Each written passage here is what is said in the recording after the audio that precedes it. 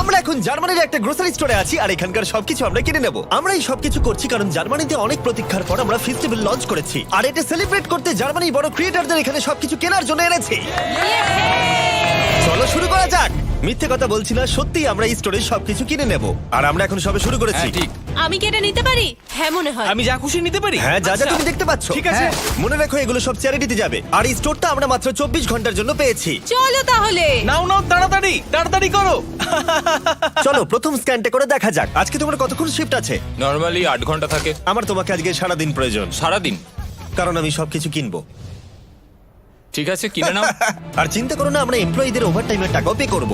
ভালো হয়েছে জার্মানির ক্রিয়েটরদের আমি এখানে ডেকে এনেছি, না হলে সারাদিনে সব শেষ হতো একটু না। সাবধানে, এগুলো চ্যারিটিতে যাবে। এটা তোমার গাম? হ্যাঁ, এটা আমার গাম।